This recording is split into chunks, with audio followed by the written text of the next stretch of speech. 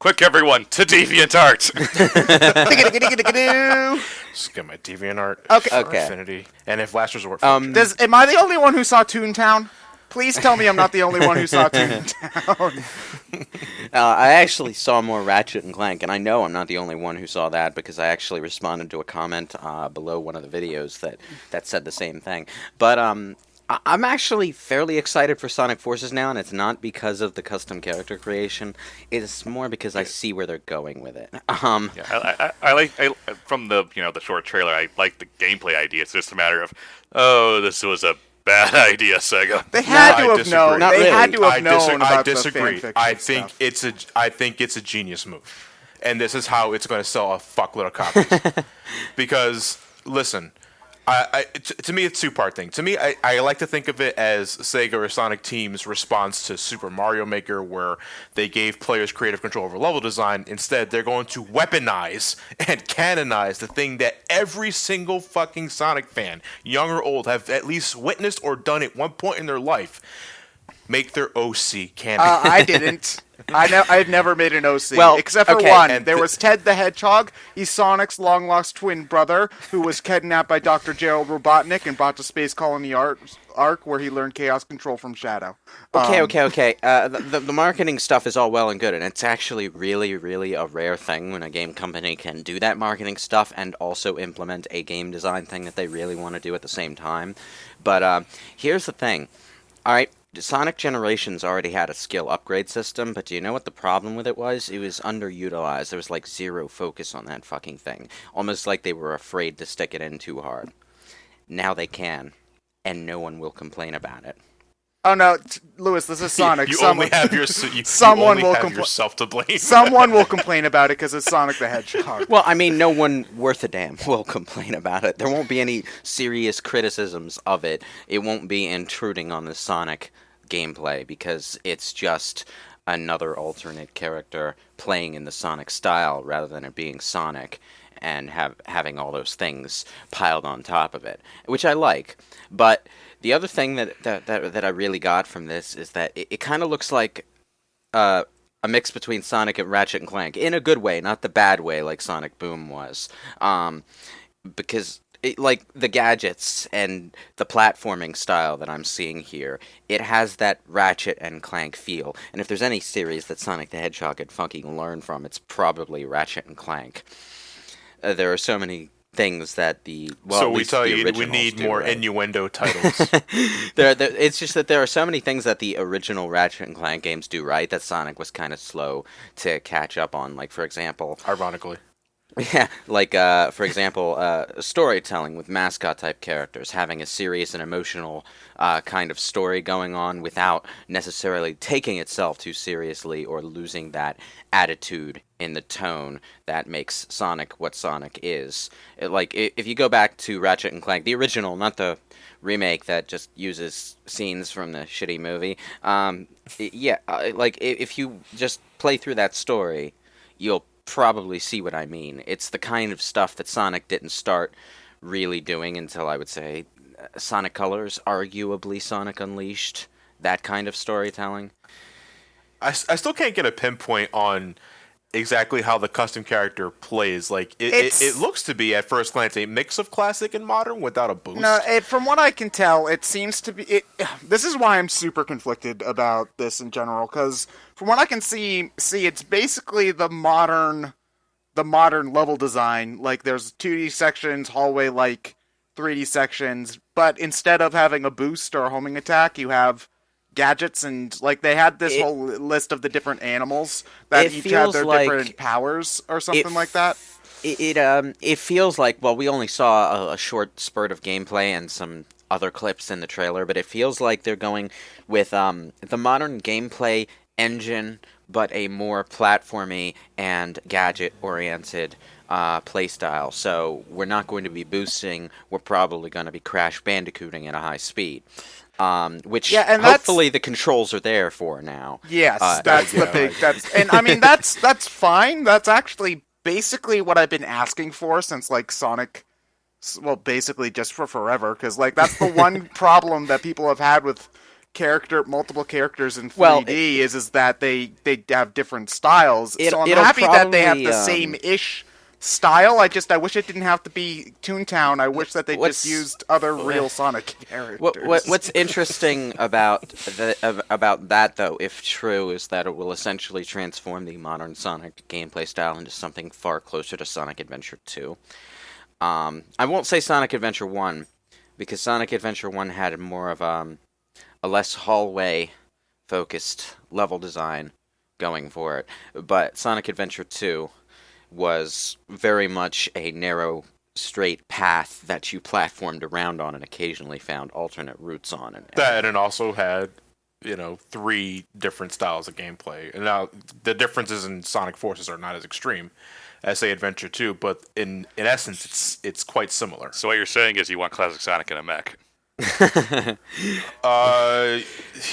stands on top of the tornado. It's an interesting kind of focus thing going on. They almost have a Resident Evil 6 dynamic going on here, where it's 3 campaigns in what is almost the same style of play, but they all have very different focus. Like, classic Sonic is the Leon.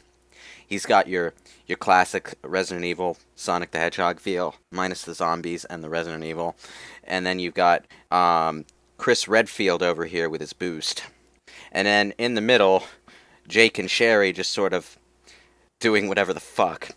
I want a model Chris Redfield in Sonic Generations PC now. It probably already exists. Let's be real. Chris Boostfield. Yeah, Chris Boostfield. Well, I say that, but I'm only just now realizing Chris Redfield and Sonic are voiced by the same person now.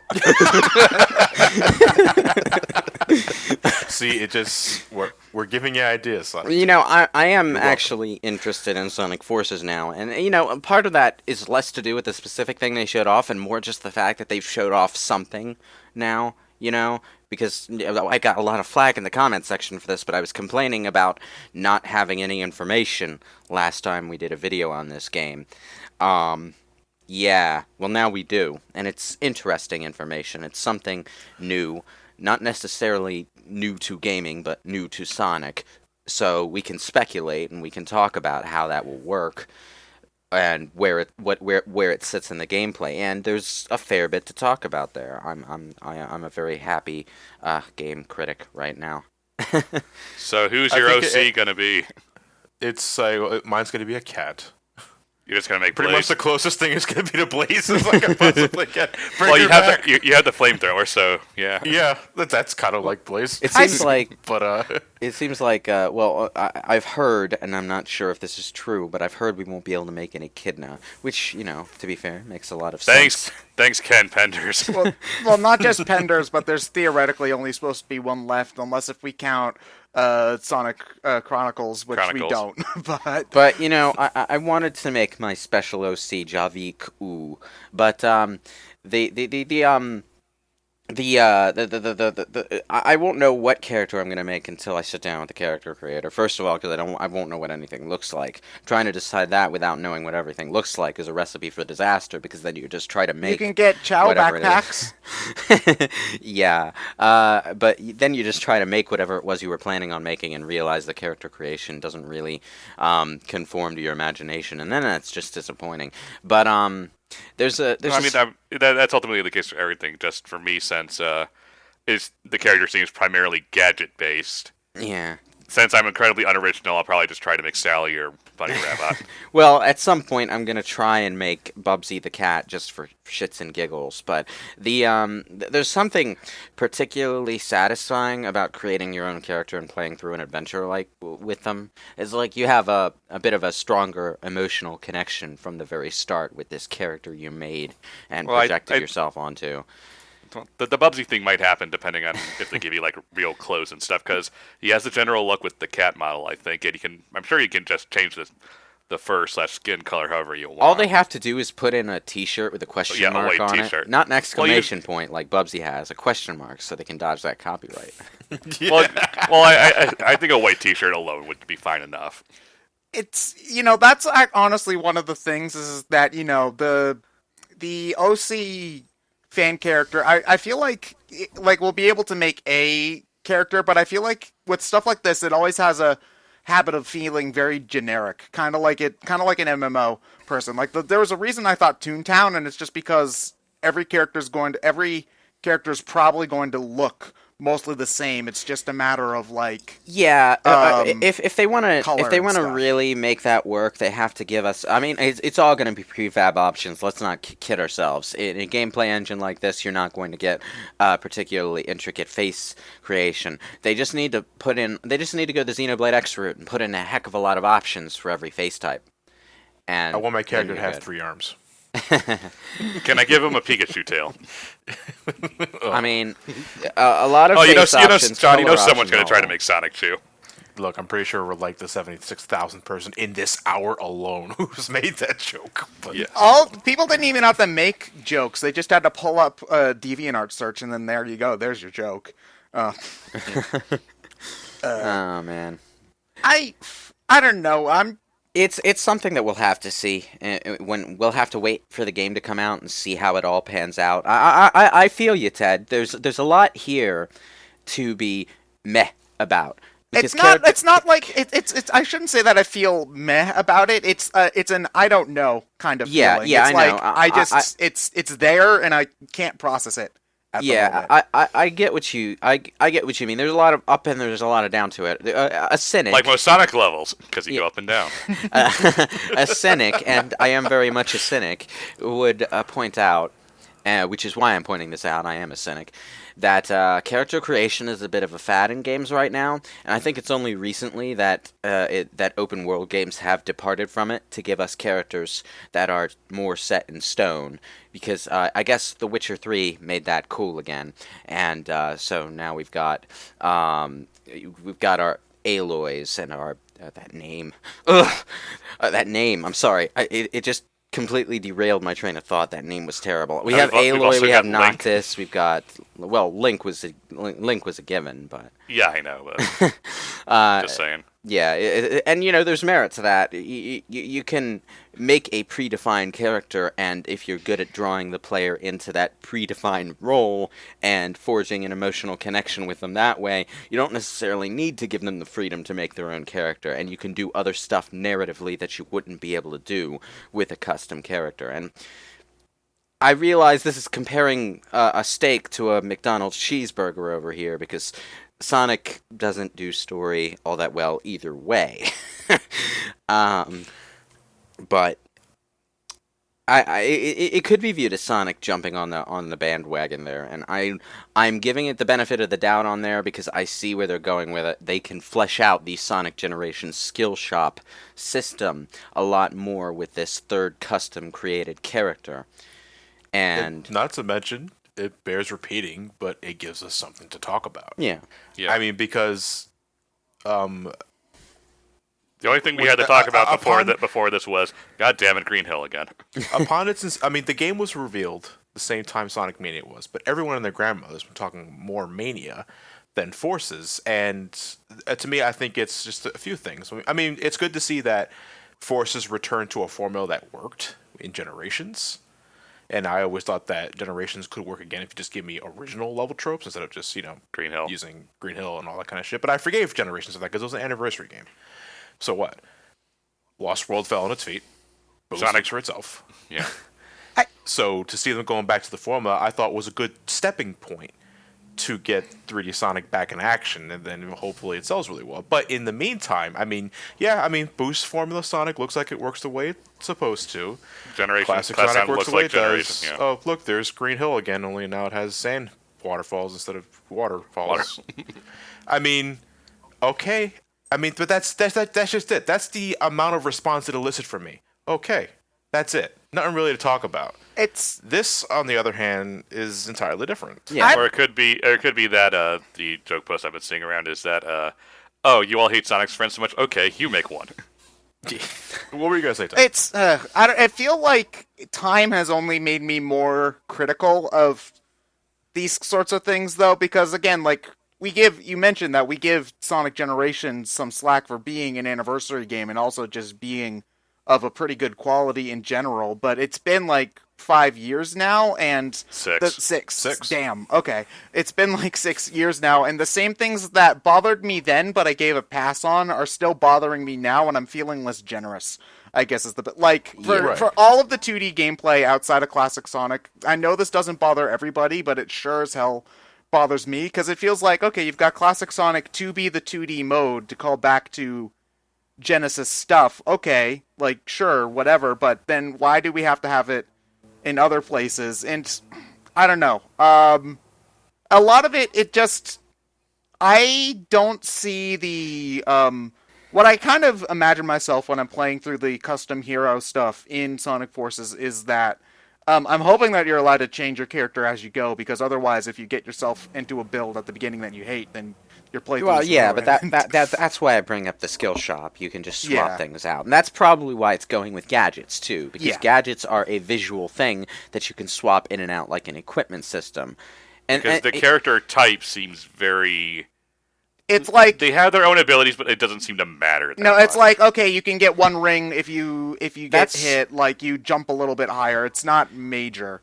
That's also the reason that I feel the game is going with custom character creation rather than making another original character. And I realize that they're also doing that to sidestep the "oh no, Sonic has another shitty friend" response that fans have as well, because you just know if they make another new character, it's going to get that response. Even if they use one of the old ones, some people are going to respond like that. I don't. I want them back. Okay, I know. Can I finish, please?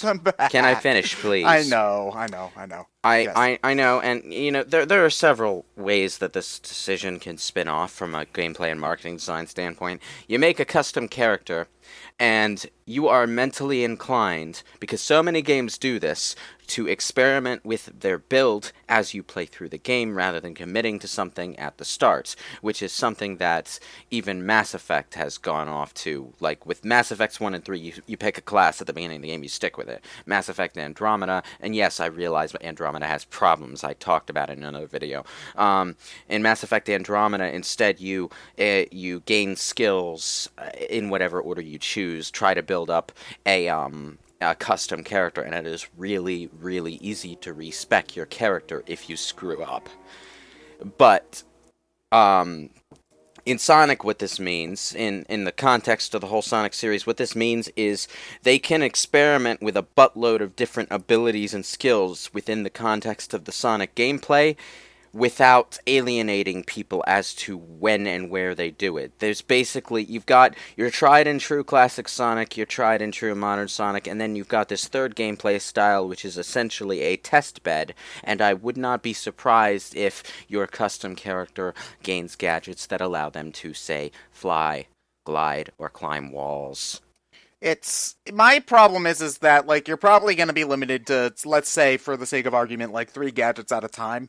Like, I mean, granted, like, that theoretically gives you, like, okay, cool, I can use the Spider-Man swingy one here, I can use the flamethrower one here, but I think at the end of the day, with a lot of things like these, there's almost always going to be the gadget that is just better than almost all of the other ones. You don't want to make one character archetype superior than the other one, otherwise everyone's going to be making hats in the pigeons. Like, if they do get, let's say they give you a propeller backpack, which is essentially Tails mode, like, I'm pretty sure if they give that to you early enough in the game, everybody's going to equip that one because they want to be like Tails and fly over everything. You bring that up as an example, but really that's an example of how to balance it properly so that doesn't happen, because the Tails' flight always had the problem of being too goddamn slow.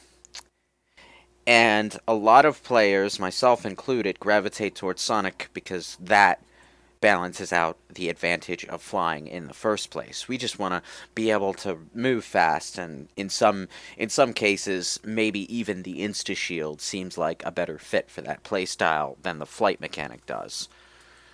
Where was I going with that? So with the bird character archetype, do you think we could finally make Suck the Cock? Dude, we can make. There's so many possibilities. Spank the monkey, walk the dog, suck the cock, cats in the pigeon. I mean, come on. I mean, we're laughing, but this is how Forces is gonna sell. Like, this is it. They finally gave us something to talk about and discuss. There is one other thing that I wanted to mention. I thought of it before we started the call, but this is also a pretty genius move on Sega's part in terms of setting a tone for the game. And here's why.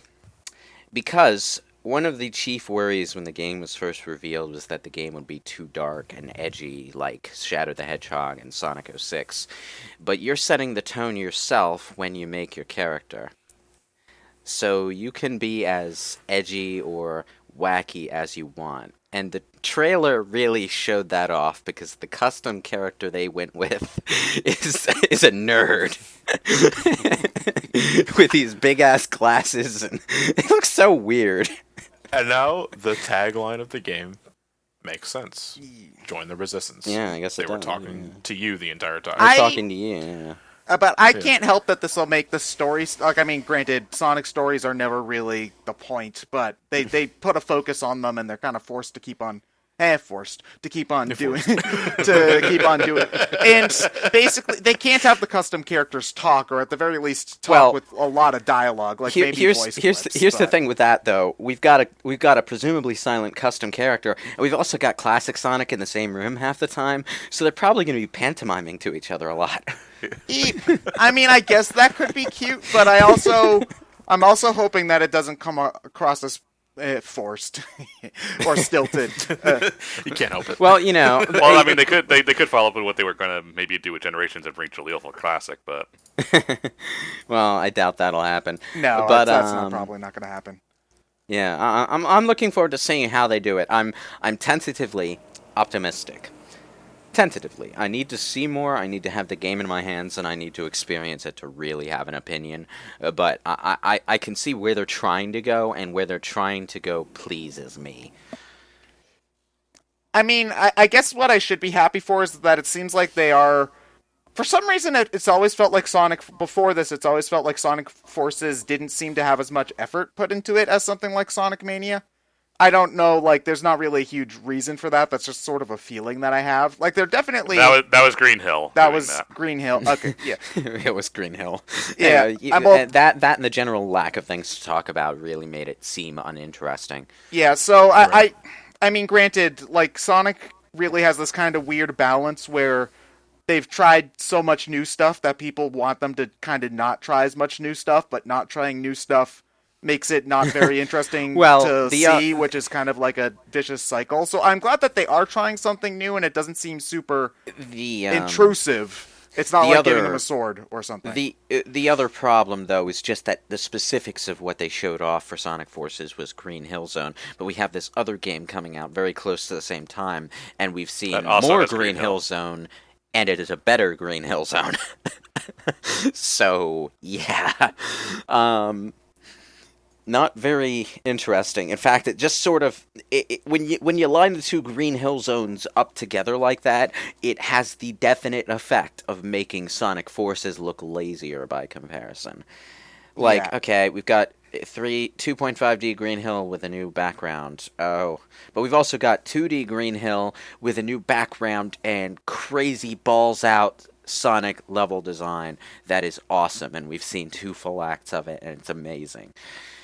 That's a hell of a lot more exciting, and when you put the other Green Hill Zone next to it, it just looks bland by comparison, even though the rest of the game may well pick up and exceed Sonic Mania for all we know by the end of it. I think that it'll be very interesting, because I'm sure they'll have like a full level at E3. I think that's really where the game will sell me or not, is whether or not, like, we got 30 seconds of gameplay. That's not really a lot. I think whether 30 seconds of custom hero gameplay, I should say, we got with the trailer. So I think that if we see a full level and then I can get a better idea of what it looks like, then maybe it'll sell me. Well, yeah, show off a full level and give the people playing the demo a crack at character customization and a sampling of the gadgets.